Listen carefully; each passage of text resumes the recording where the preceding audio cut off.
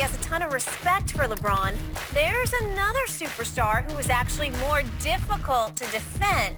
When asked who is the toughest player to guard, take a look. Iggy said LeBron's able to make all his teammates take them to another level in terms of their play. He enhances all teammates like no other player I've seen. LeBron's able to do that and get 30 points, which kind of makes you scared to help. So it's kind of like you're on an island with him. But overall, Kobe Bryant is the hardest I had to guard. Shannon, what does this tell you? I don't think it's a big slight. We know what Kobe possesses. Kobe might be the second greatest offensive player that we've ever seen. Now, we exclude Will from all conversation because it's just not fair with the numbers of what he did. But when you think in modern, outside of Will, you go Michael, you go Kobe, maybe James Harden, not what he's done over the last 3 years, Skip. So I get it. But it's just hard for me that, I would look at the regular season. LeBron averages plus a game on 49% shooting. Kobe averaged 24 on 43% shooting. LeBron James in the finals against Iggy is 31, 11.5, and 8. I'm missing something, Skip. Iggy said the guy can still give you 30, get all of his teammates involved by assisting the basketball and rebounding. But he says Kobe is a harder guard. Kobe is a volume shooter. And what Kobe's going to be able to do, Skip, when you put up that many shots, you're going to get a lot of shots. You're going to get some shots to go in, and they're going to look sensational in doing it. Kobe's going to pump you, pump fake, fall away, and hit a three-pointer. And people are like, oh, my God, he's going to come. He's more acrobatic in the air than LeBron is. LeBron is a locomotive. When he's coming downhill, hide the women and children, because bad things about to happen. Kobe is seen as more elegant, more graceful, more Baryshnikov with a basketball. Yeah, he's ballet, dancing, Kobe can just hang in the air and is so graceful. LeBron is like bull in china shop, wrecking stuff. That's what we do. Okay. For me, I don't look at it as a slight scale because when people ask me, people always ask me, Shannon, who's the toughest defender you ever went against? And when I tell them, they're like, who? The guy that gave me the toughest problem, Skip, to cover me, and the reason I got to the Hall of Fame was Albert Lewis. He was at Kansas City. He was an all-pro corner. And then they bumped him inside on the slot. And he was long. He was 6'2", about 190 pounds. He was long and rangy, and I never knew what I was going to get. Sometimes he would press me. Sometimes he would play off. Sometimes he would feather. But I never knew what I would get. But this is what I knew. I said, if I can consistently beat him, I can make it to the Pro Bowl, and the sky's the limit. So every year I go into the game, I got to beat that guy, and then nobody else would have a chance. So I get it for Iggy. Kobe is spectacular. I'm not arguing that. But LeBron shouldn't take this as a slight. If I'm a defensive back, should Tom Brady take it as a slight if I say Peyton Manning is harder to prepare for, or Drew Brees? No. He couldn't take it as a slight, to each his own. But we know those 2-3 from Akron. We saw Iggy. You won Finals MVP because you held a man to 36, 13, and 9. That's what you got. You got the Finals MVP. That's not why. That's why he got it. No, sorry. Is it my turn? It's your turn. My man Andre Iguodala just stated the blatantly, painfully for you obvious, because this is very obvious to me. It's as simple as this. In basketball terms, Kobe Bryant was a cold-blooded killer. He was second only in that regard to Michael Jordan. In basketball terms, LeBron's intangibles have never quite measured up to his tangibles.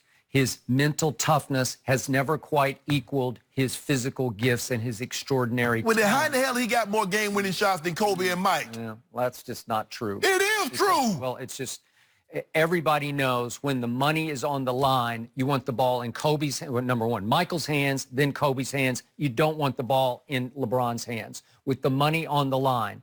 And let's get back to why Iggy did win that MVP. What did he do? Your man, LeBron James, we just talked about legacy.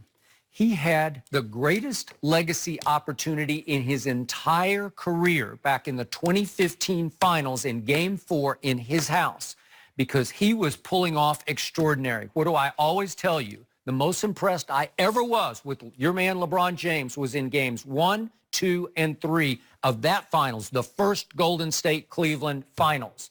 And again, he's He loses Kyrie at before overtime. Yep. In game 1, and he had already lost, obviously, Kevin Love. So now he's down his other 2 stars, and he puts that team literally on his broad shoulders and carries them through 1, 2, and 3 to a 2-1 lead with game 4 in the King's Palace in Cleveland. This is opportunity because if you close that deal that night, you're up 3-1. You're heading for Mount Rushmore, man, because you're about to upset the team that had the MVP, because that was Steph's first MVP year. Clay made the All-Star team that year, and Draymond was first team all-defense, okay? So you're about to upset that team. That is legacy achievement. That is the one where I sit back and say, wow, LeBron, that was greatness, because that was hard. And remember, the usage rate was off the charts because he just dribbled the ball up the floor and shot the ball every time, and Golden State could not deal with him. And what happened in game 4? A strategic move was made by one Steve Kerr. What was that? You know what? I saw something from Iggy in game 3. I think I might just start him tonight. I'm going to insert him into our starting lineup. And what happened? LeBron came up smaller than little Richie Paul that night, right? He did. He came up smaller than little. Richie's not a big guy, you know? No. And LeBron goes 7 of 22 that night. He goes 1 for 4 from 3. He goes 5 of 10 from the free throw line. This is the money game, man. You've got it, and you lose it by 21. You lose 103-82 at home.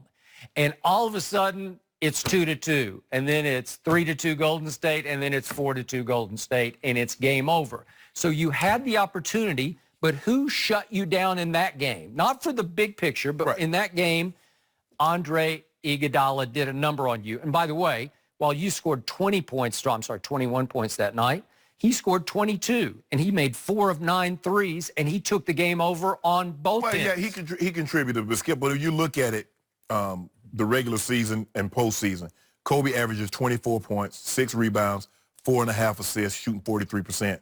LeBron is 29, 7 rebounds, and he doubles the assist total while shooting 49%. I just believe that when you look at, and Kobe is more of a nice one-on-one player. That's not what, and Iggy made that abundantly clear. LeBron is a guy that goes out, tries to get others involved, helps them play at a higher level than what they're accustomed to playing at, but he still can give you 30. When did we ever say that about Kobe making somebody better? Kobe makes himself better. I got no problem with that. Kobe is as good in the one-on-one set as that you'll see. But we're just talking about harder to guard. Period. End of story. I just think a great big man is harder to guard than a great little man. That's general rule of thumb for me. Okay, unless you're also 7 feet tall and you're good on defense, then you can guard him. Right? Ain't nobody guard. Nobody. Skip. We've never seen a package like that. Like who? Like LeBron. Oh, I thought you meant like body like Mailman. Yeah. The ability to see over the court like Magic. Yeah. But in Wilt's day, there was not another Wilt on defense, No. Right? And that's why I said you have to take it like one-on-one. You got to take Wilt out of the equation because he has 150, 50-point games. So we can't do anything about that. Okay. All these 60-point games. But look, I'm not here to Skip. Iggy's guarded both. I'm not here to tell him who he should think is tougher. I'm just saying the numbers. But what you feel is what you feel. Look, I'm going to get some great guys. I played against Rod Woodson and Mark Carrier and some guys that's in the Hall of Fame at the same Ronnie Lott. But the guy that gave me the most problems was Albert Lewis. So don't tell well, Shannon, this guy's in the Hall. I get that. I'm not saying that he's not great. I'm just saying the guy that caused me the most problem. So I'm not here to Iggy. You say Kobe. Okay, Kobe it is. But I'm taking number 2. I'm taking number 6. So Shannon Sharp just put him in the same conversation. With Kobe and LeBron and Shannon. No, I didn't. See, there you go. Shannon. I'm just Shannon and Albert Lewis. Okay. Why you always do that? I'm just trying to find an analogy of saying there have been great players that I've played against, but someone that people might not think is the one that caused me the most problems. Okay. Now we got to finish this off by what happened at the end of Game 3 in LeBron's house in 2018. It was the second Game 3 against Kevin Durant in the Golden State Warriors.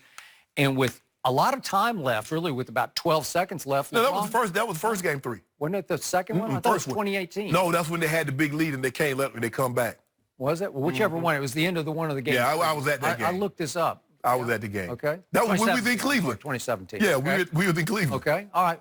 Yeah, we were there. Yeah, we were there. We were there. Yeah. Okay, so it's the end of game 3, the first game 3 against Kevin Durant. Yes. Ball's inbound. It's a 3-point game, and LeBron's got a 3-point shot to tie it.